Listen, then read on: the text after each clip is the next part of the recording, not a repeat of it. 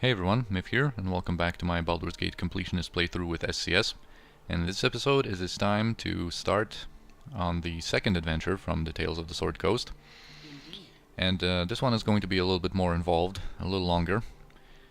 We also will explore a little bit more of Ulgoth's beard because of it. So here, for example, is Dushai. She doesn't have anything to say to us right now, but after we have a certain conversation with a fellow named Mendas, we're going to be able to ask her some questions and basically waste gold on her. Anyway, here's Delsfirftanian.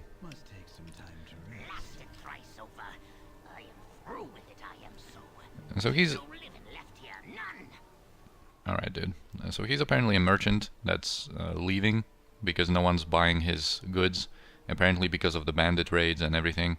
No one's visiting Durlag's tower, or not as many people are. And basically he sells like fake ward stones for Durlag's tower. He wants to sell us some of his stock for 500 gold, and it's a complete waste. What and what now? I am here. Alright, so he leaves here. Now here's Fenris, and I am going to talk with him because he's going to be gone in a second. And but he talks about Durlag's tower, which is the last adventure. Jesus, guys, Jaheira, shut up. Was I really too quick to say something nice about you a couple of episodes ago?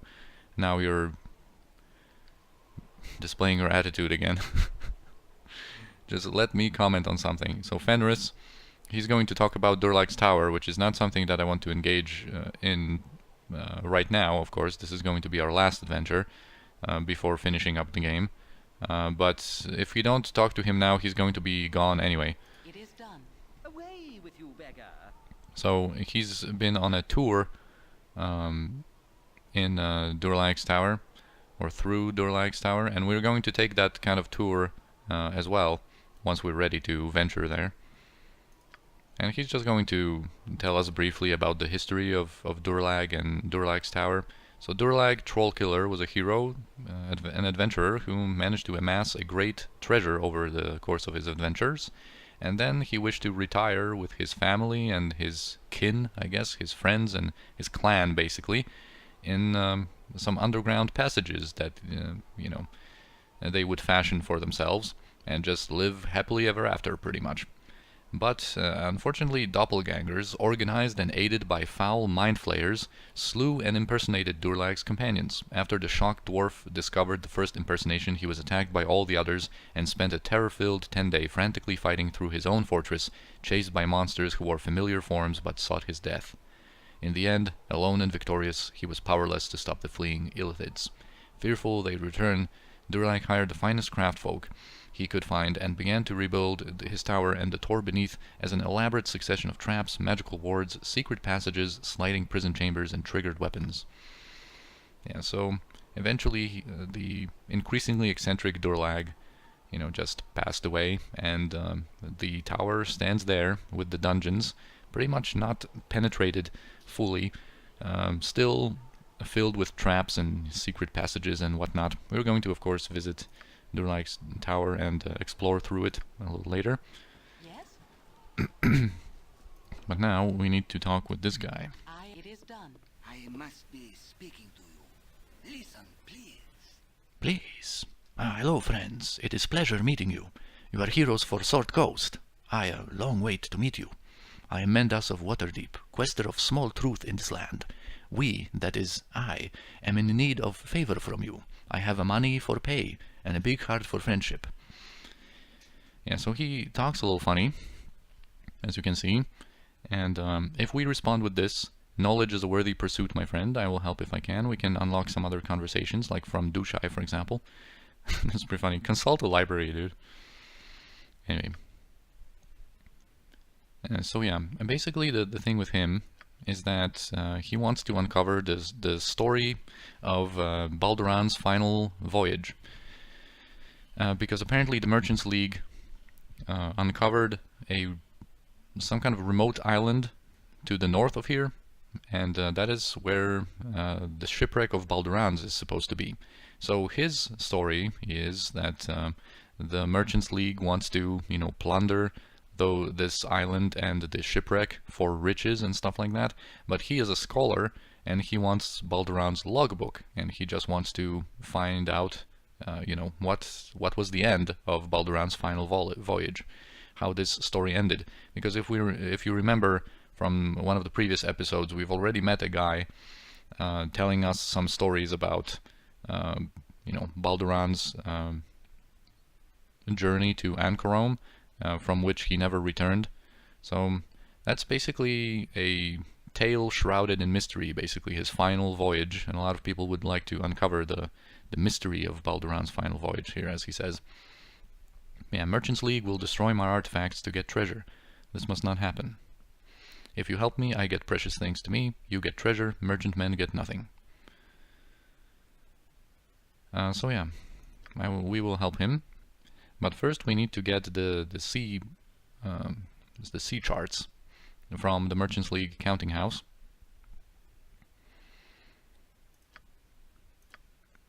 I grow weary. I have waited long for such as you. For such as you. Certainly. Yeah, it is done. Right, here's Callahan. Hello mates, Callahan IB, Scourge of the Fish in the Seven Seas. Ain't seen you before. New you be? So we meet this character, or we will meet this character in Baldur's Gate 2, and there's a dialogue option in his conversation in Baldur's Gate 2 where you can say like, haven't we met before, or something like that. But he is a relatively minor character, so you might not even remember who Callahan was supposed to be. But he gives you a little bit more information on Mendes, if you want to ask him. Mendes, eh? He's a grim sort. Never a kind word, or how's your auntie? Yeah, so we can give him a little gold to unlock his memory. And according to Callahan, he doesn't seem to be from Waterdeep really, because he doesn't talk like someone from there. Yeah, Mendas doesn't like to mix with us common folk. He keeps to himself in his house for the most part. He leaves for a few days every month is all. Yeah, incredibly helpful information, Callahan. Thank you so much. Anyway, if you thought this was a waste of money, just wait until we talk with with Dushai here. And her attitude as well is what makes it even more annoying to like pay her and receive pretty much nothing in return. Because she is going to claim to be pretty knowledgeable and to know something about Balduran's voyage.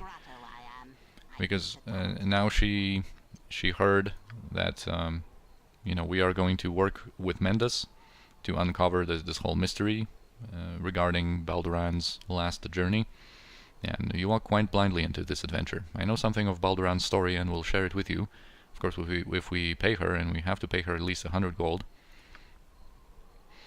Yeah, listen then and learn. As you may know, Baldur's Gate was named for the legendary seafaring explorer Balduran, who long ago sailed past Evermeet in search of the rich, fabled Isles of Anchorome. Balduran returned with tales of strange, vast lands across the sea.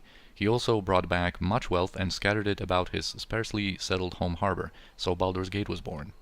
He then set sail again for the wondrous lands he had found. Balduran never returned. Some say he sails still, finding new lands in the endless reaches of the far sea, or even that he sailed off the world and fares now among the stars. Like, really, I could have listened to like tales like that and like legends and fables from anyone else without paying 100 gold, If you're not going to give me any information, please not demand 100 gold for that. Of course, it's not like gold matters for us now, but that's a scam if I've ever seen one. And by the way, I'm not sure if I mentioned that before, but you can pickpocket a ring of free action from her. So I can have 2. Anyway, so let's just say that we found like a way to sneak into this district of Baldur's Gate City, because I don't really want to like go into Baldur's Gate City and do the whole thing about our return and what had changed since we were off to Candlekeep and stuff like that. So we're just going to go directly into the counting house in a second, First, we're going to make a stop at the Friendly Armin to resurrect Kiranai It is done. and rest here. Oh, yes, Slick is encumbered. Yes? Just listen to this music, man. Dang, that is so good, man. It is done. Anyway, I am going to pay the full 1200 because the difference between Raise Dead and Resurrection is that Raise Dead resurrects someone with 1 HP and Resurrection is going to fully heal them. So just so we don't have to like waste more time on resting and whatnot, let's just use the Resurrection. We have the money, we have the goods. Now let's just quickly rearrange some of her stuff.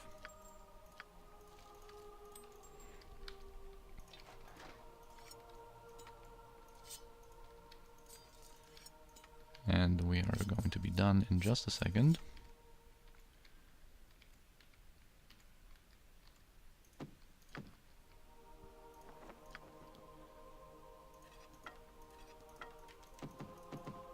Alright. I am indeed. It Whoa. is done. Your What were you casting there, dude? Yes? Indeed.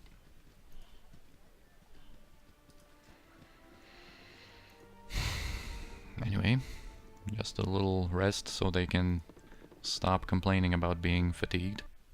And also we're going to have a little fight on our hands very soon, so I am here. that's another reason to get rid of that fatigue stacking debuff, which by now is surely stacked quite high. Tonight you sleep hunted by all, and wake in a dream hunted by one. Tonight you are the monster everyone claims you are. The kobold scorned like a rodent. The ogre that children fear comes in the night. The mobs and their torches now come for you, counting you among the creatures you once did hunt. Or so someone would have you believe. Once again you hear the voice, a voice that now makes no secret of its origins. It speaks of destiny and nature, and of evils bred in the bone. It says you will never be free of the mob, that they will hunt you for what you are. Murder and death run through your heart, and accepting that will supposedly give you power. The essence of Baal within you cannot be ignored. But you have not ignored it. You realize that from the first you have fought the very blood in your veins, fought dagger and claw for each victory, and ultimately you have triumphed. With righteous will, you have turned the dark forces within you to good purpose. Whatever the foundation of your being, you have remade yourself in your own image. Amidst threats it does not yet know are empty, the voice tries to play upon your doubts, but finds none. As you stare unwavering, the presence grows weaker and weaker. As it fades from your mind, one warning does stand out amidst the din. It speaks of others that will listen where you have not. Others that will embrace what you have rejected, and others that will be your death. This describes but one man, and you know of no other it could be. He who orchestrated your fall, deceived your comrades, and deserves all that your justice shall meet upon him. Saravak. He is a debt that must be paid to the whole of the Sword Coast. You awake sure of your cause, and of what must be done. So of course this is the current chapter's dream, of course describing how we are now, you know, disgraced in the eyes of the public. We are now hunted. This is an awesome line. Tonight you sleep hunted by all, and wake in a dream hunted by one. And also, as much as I complain about like enhanced edition changing different like pictures and cinematics, I have to say this is one awesome picture of Saravak. So anyway, this is kind of how we have mastered the inner voice. This was of course the good version, the good aligned version of the dream. We get a second use of drop on Holy Might per day. And yeah, but as we learned from the dream, there are of course many other ball spawn out there who will submit to that voice's you know, evil influence, and will not resist as we did. Anyway, let's go into the counting house. Let's say that we found some kind of passage to sneak in to this like district. And now I'm going to lightly buff up. Yes? You're a queer And fellow. anyone might use mirror image. And you know what? We're going to be rested anyway later. So let's even use these pre-buffs. This encounter that we're going to have right now, you can actually resolve peacefully, but I don't want to. The guy is a little too annoying for my taste. So here's Ulf. And if we say that we are here to clear our debts with the League, from trading in like spices and teas from Karatur, he is going to be convinced by that. But let's just say whatever. Yeah, just asking a question. Don't waste your time. There are no ports of call when crossing the trackless sea, save the rugged Moonshays.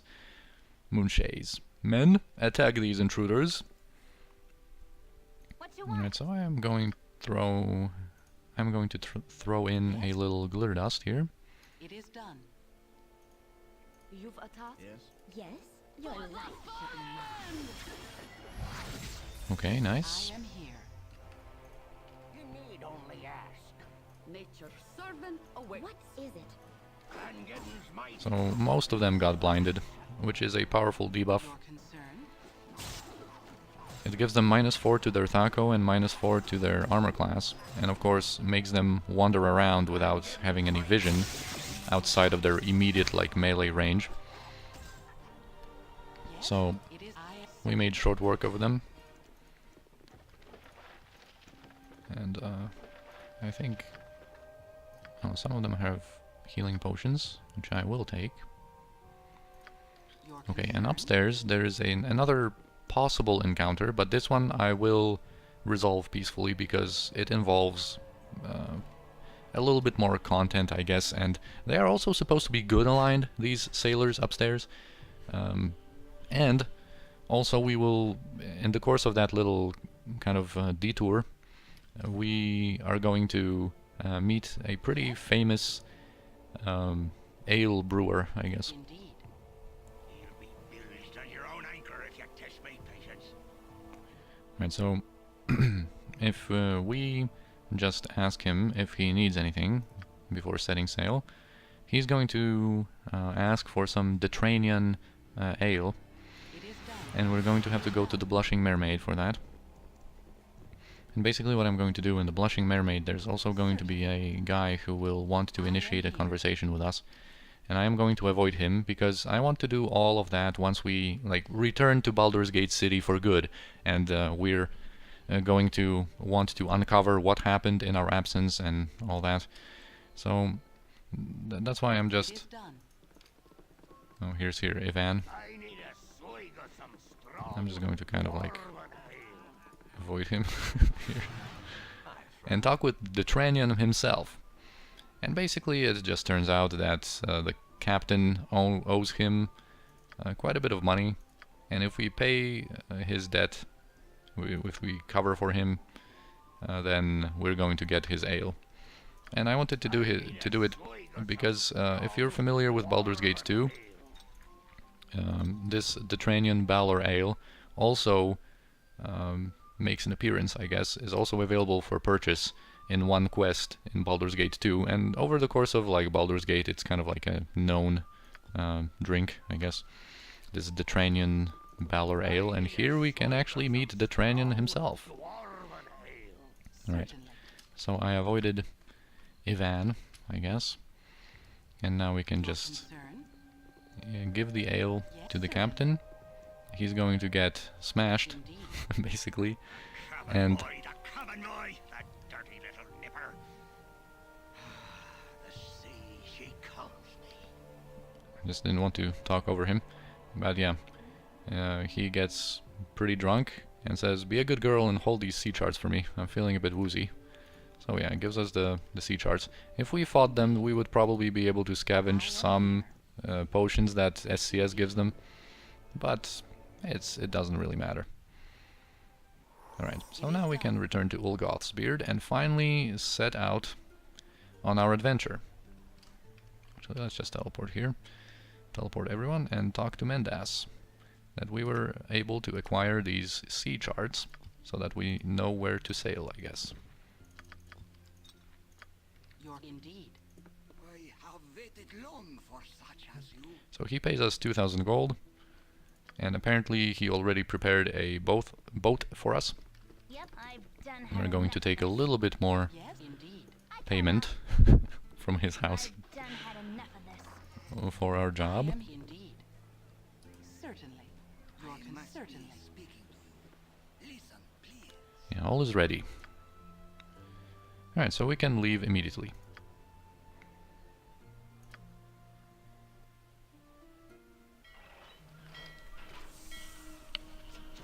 Your ship sets its sails against the morning light, and you're off across the waves.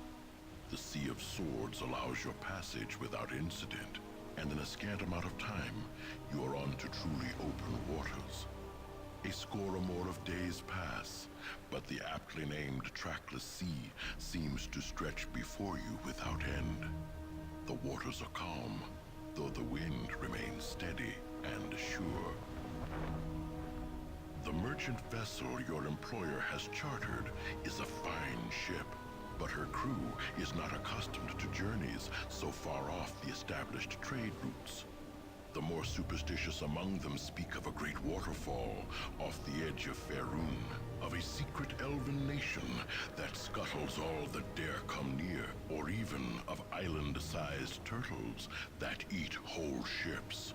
Such fancy weighs heavily on the minds of nervous sailors, and the mood aboard ship slowly turns. Tensions begin to mount, and rumors of mutiny threaten your resolve. It is a mixed blessing that all aboard are soon given a very real danger to occupy their thoughts. The storm comes without warning, and hits with a fury that seems almost deliberate. Gale force winds toss the ship about like a cork, and it is all the crew can do to keep her afloat. Their efforts, though valiant, are ultimately futile. And when the main mast splinters, you know the ship is lost. As the hull gives way, there is a glimpse of something in the distance, a steady illumination against the black of night. Grasping debris for flotation, you abandon the wreck and begin to swim under the heavy burden of your equipment. You head towards the glow, hoping it is not a sea wisp or some other nefarious trick of the eyes. You awake the next morning with a mouthful of sand. You are waterlogged, exhausted, and you have an aching pain that lets you know you are very much alive. The ship is so much kindling. There is no sign of the crew, but there do appear to be footprints in the sand. Okay. So, despite our journey being, Certainly. Yes? not ideal, not perfect, we do make our destination and get shipwrecked on this island that we were supposed to reach. Here's a little girl, Soliana. You are new. You smell different.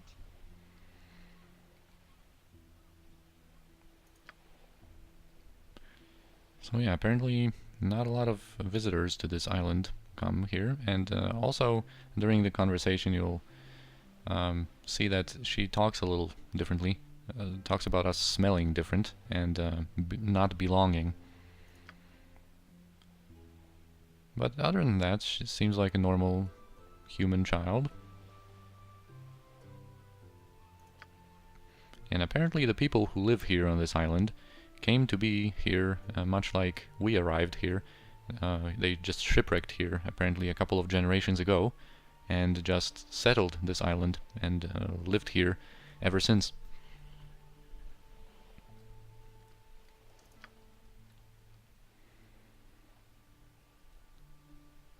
Yeah, she also mentions the beasties, because as we are going to find out, the island is separated between two factions, pretty much.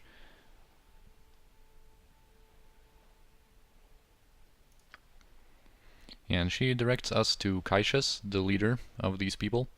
And basically that's kind of the thing, that no one is going to really talk with us before we talk to Cassius first. Like we can talk with these like commoners. You are not like us. Interesting. You are very different. You are different. Your concern. Yes, we are. Anyway, I'm just going to quickly loot these 3 houses here because they contain some goodies. Like this potion of explosions from this one. There's going to be an oil of fiery burning in this one. Interesting. You are very different. Your concern, indeed. Fortunately, they don't mind us taking anything. Yes. So a little bit more to our Armageddon Tactics arsenal, which we are not going to be able to really use all of our explosive tools before the end of the game, but you know, need to collect everything here. I still have the sea charts, and apparently they don't fit into the container. Actually weigh a little bit. It is done.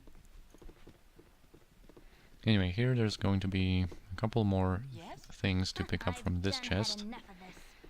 And this one. It is done. Yeah, 2 pearls, potion of regen, and a potion of fire giant strength, and 3 healing potions, which is really very nice. Your concern. Okay, now we can explore a little bit more of the island. Certainly. I'm going to do that with Speedy Seneshira, and then we're going to talk to Cassius to kind of unlock the conversations with different people. Your concern. Yes, it is done. I smell outsider. I smell outsider. Yes, you do, my man. I am here. It is done. So there's pretty much nothing in like most of these houses, aside from the 3 down south. And there's also one house I'm going to plunder right here in the main village. There are some named people that we're going to talk to after we get, I guess, introduced to Cassius. Marily here is going to give us a quest soon. But of course, she also directs us to Cassius. Cassius is in this building, but first we're just going to get a little bit more goodies. Certainly. I think there's something... Yeah, 2 more healing potions. Yes. Alright, and now we can introduce ourselves to the leader of these people. Cassius Gan. And from this, yeah, we can get a potion of heroism, a little gem, and that's it. So let's talk to Cassius. You are strangers here. You do not belong. Yeah, so they all seem to be saying like that this thing about belonging. Hello to you that do not belong. So she wants to know who we are. We can be friendly and assure her we're not here to harm her. And yeah, and basically she says that, like what the little girl hinted at, that they also shipwrecked here a couple of generations ago.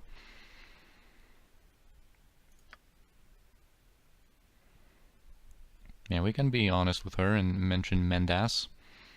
Also, apparently finding his accent similar to these people's. Mendas, I do not know this name. I had hoped one of our kin left the home some time ago, and I thought he might have sent you. Selad was his name, and he was our chieftain. I know not Balduran either. He was not among our funders. He never belonged as we. The wreck I have not seen for year upon year, but know where it is I do. Yeah, there is a shipwreck of these people from, you know, generations past. I think it's supposed to, Balduran's last journey is supposed to happen like 300 years before the events of Baldur's Gate, something like that. But yeah, she is going to also mention the beasties, because that's why they can't really get to the shipwreck to try to rebuild it and leave here, because apparently this shipwreck is the lair of the beasties, the other faction. Yeah, cursed by beasts, this island is. Our war protects, and we fight tooth and nail. The village is refuge, but the island is wild. Yeah, so they have started to build a new ship, apparently, but they cannot set sail. I think before... yeah, because they can't really build a ship on their side of the island. But although they have started to construct a ship kind of like in secrecy, it's going to be... a little bit more of this is going to be revealed later.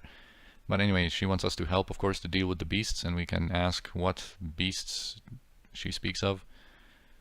Yeah, they are evil, they are animals, and she doesn't really know how to describe them. Wolf-like, but not wolves. Man-like, but not men. I sorry.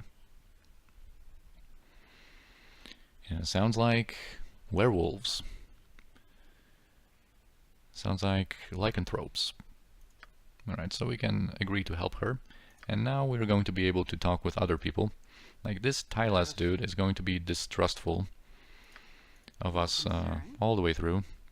Certainly. And I think we're going to explore this village and talk with the townsfolk here in the next episode. So I thank you for watching this one. I hope you enjoyed, and I'll see you next time.